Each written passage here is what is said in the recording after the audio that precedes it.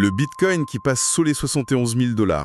En 24 heures, quasi 800 millions de dollars de paris sur sa hausse sont anéantis. Et au milieu de ce chaos, il y a une entreprise, Strategy, qui voit 3,8 milliards de dollars s'évaporer de son bilan. Enfin, sur le papier du moins. Et ironie du sort, tout ça se passe le jour de l'anniversaire de Michael Saylor, l'homme qui a tout misé.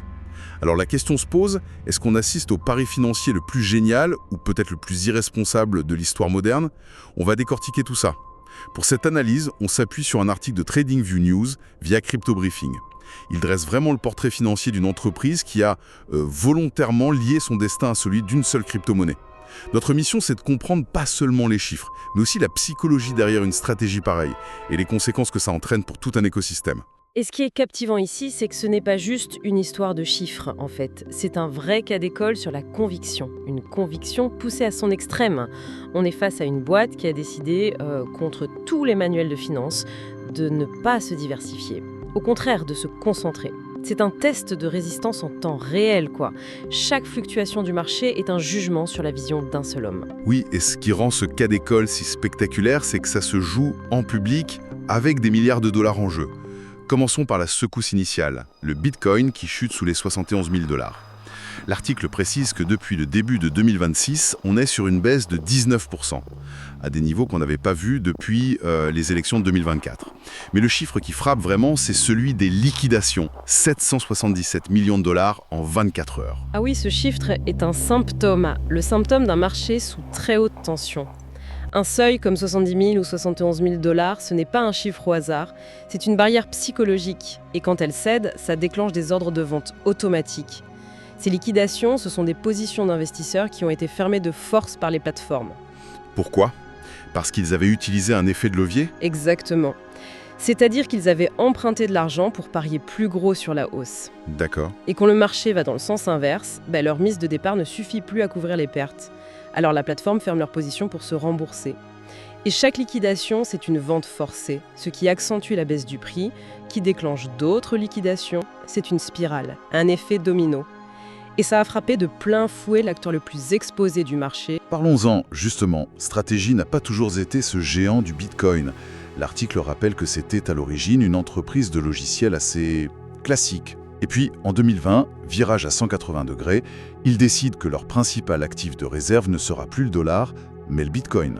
C'est une transformation radicale du modèle. C'est plus qu'une transformation, c'est une refondation idéologique. Et cette refondation, c'est l'œuvre d'un seul homme, Michael Saylor. Il a une vision presque messianique du Bitcoin. Pour lui, les monnaies comme le dollar, l'euro sont condamnées à perdre leur valeur à cause de l'inflation, de l'impression monétaire. Il voit le Bitcoin comme le seul, l'unique refuge. Une sorte d'or numérique, un actif rare, incorruptible. Et en 2020, en pleine pandémie, il a convaincu son conseil d'administration que le plus grand risque, ce n'était pas d'acheter du Bitcoin, c'était de ne pas en acheter. Quand on regarde les chiffres de cette accumulation, on mesure l'ampleur de la conviction. L'article est très clair. MicroStrategy détient 713 502 BTC. J'ai du mal à visualiser ce que ça représente. C'est colossal. Pour donner un ordre de grandeur, il y aura au maximum 21 millions de bitcoins en circulation. Il possède donc plus de 3% de tous les bitcoins qui existeront un jour. C'est probablement la plus grande accumulation connue par une seule entité, hormis son créateur. Et pour y arriver, ils n'ont pas seulement utilisé leur trésorerie, ils ont émis de nouvelles actions et surtout, ils se sont endettés. Ils ont emprunté des milliards de dollars pour acheter encore plus de bitcoins. C'est là que le pari devient vertigineux. Ils ne parient pas seulement leur propre argent, mais de l'argent qu'ils doivent rembourser. L'article donne le coût total de l'acquisition, 54,3 milliards de dollars. Ce qui nous amène à la question clé. À quel prix moyenne ont-ils acheté? Et c'est là que le bad blesse, évidemment. Si on divise les 54,3 milliards de dollars par les 713 502 bitcoins, on obtient un prix d'achat moyen d'environ 76 000 $ par bitcoin. Avec un cours qui est tombé sous les 71 000, le calcul est simple et douloureux. En moyenne, chaque bitcoin dans leur trésor a été acheté plus cher que ce qu'il vaut aujourd'hui. Ce qui est fou, c'est que pendant longtemps, cette stratégie était vue comme un coup de génie. Absolument. Pendant le grand marché haussier, c'était la stratégie parfaite. L'action de stratégie, le MSTR, est devenue un proxy du Bitcoin, comme on dit. Pour les fonds d'investissement traditionnels qui ne voulaient pas acheter de crypto directement, acheter du MSTR, c'était le moyen le plus simple de s'exposer au Bitcoin. Et comme l'entreprise utilisait de la dette, l'effet de levier était déjà dedans. Quand le Bitcoin prenait 10%, l'action MSTR en prenait parfois 20 ou 30%. Sa valeur a explosé et Michael Saylor était partout, célébré comme un visionnaire. Un visionnaire qui, aujourd'hui, voit son action chuter de 15% depuis le début de l'année et de plus de 70% depuis son sommet de juillet 2025. Alors qu'est-ce qui a changé? Est-ce que le marché est en train de dire que la vision était fausse? Le marché est surtout en train de dire que la vision est incroyablement risquée. La chute de l'action est bien plus violente que celle du Bitcoin lui-même. C'est le revers de la médaille de l'effet de levier. Le marché ne juge plus seulement la valeur du stock de Bitcoin, il commence à s'inquiéter de la structure financière de l'entreprise, de sa dette, de sa capacité à survivre à un hiver crypto prolongé. Mais ça pose une question fondamentale, non? Les investisseurs qui achètent une action, en théorie, ils achètent une part d'une entreprise, de sa technologie, de ses ventes.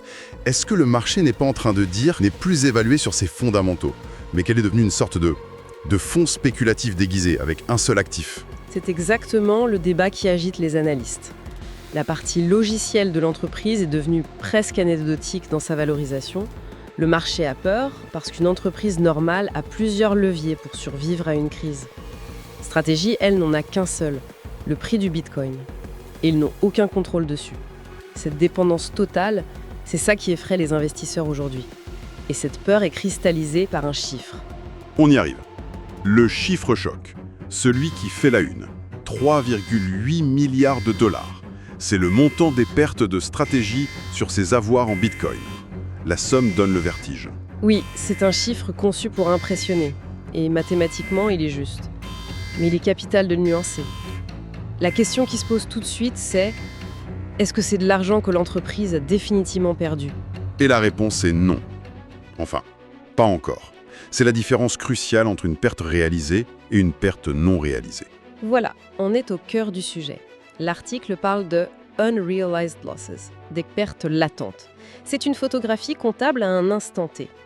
La différence entre leur prix d'achat moyen, 76 000 $, et le cours actuel.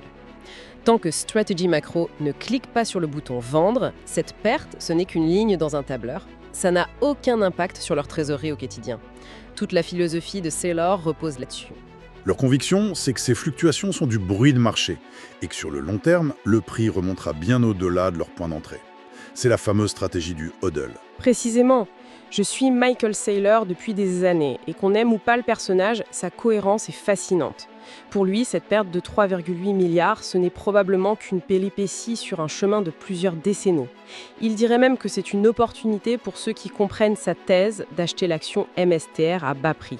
Il ne voit pas une perte en dollars, il voit qu'il détient toujours ses 713 502 bitcoins. Pour lui, c'est la seule chose qui compte.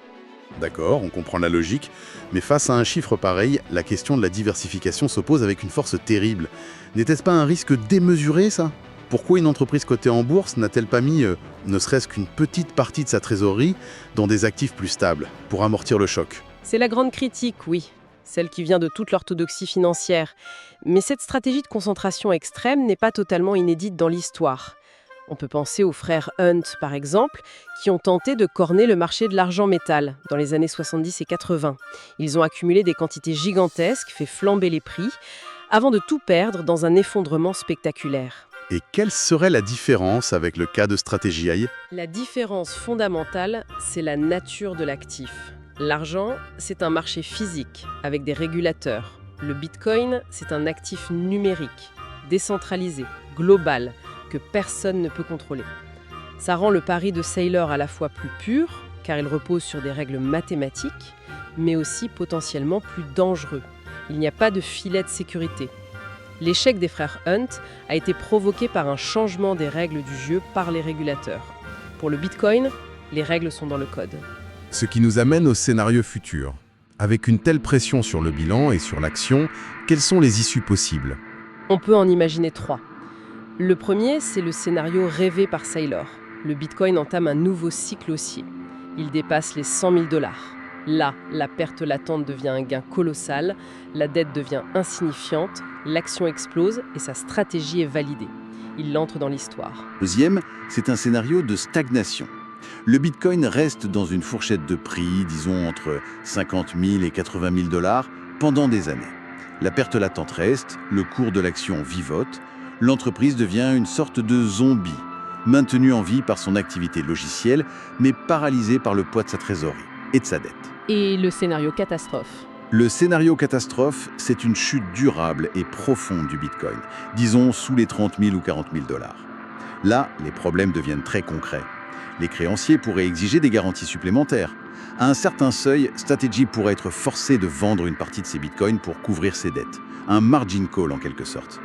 Et une telle vente, vu les volumes, pourrait provoquer une panique et accélérer encore la chute. C'est le risque systémique que certains craignent. En résumé, on a donc une entreprise qui a fait un pari total. Elle détient 713 502 bitcoins, achetés à un prix moyen de 76 000 dollars. La chute actuelle du cours crée une perte sur le papier de 3,8 milliards. Et le marché boursier, lui, sanctionne sévèrement ce risque. Tout repose sur une conviction. Exactement. Et toute cette saga se cristallise autour de cette idée aubaine. La conviction face à l'incertitude. Strategy, sous l'impulsion de Saylor, a fait le choix de la concentration absolue dans un monde qui prêche la diversification comme un dogme. Ils n'ont jamais vendu le moindre Satoshi. Au contraire, ils continuent d'acheter à chaque baisse. Ce qui nous laisse avec une pensée pour conclure. Oui, ça nous amène à une question fondamentale que chacun peut se poser. Dans un monde financier où la diversification est vue comme la seule règle d'or, le seul repas gratuit, Strategy a fait l'exact opposé. La question est donc, à quel moment une conviction inébranlable, qui est à l'origine de toutes les grandes innovations, cesse d'être une vision stratégique pour devenir un passif qui met en péril toute une organisation?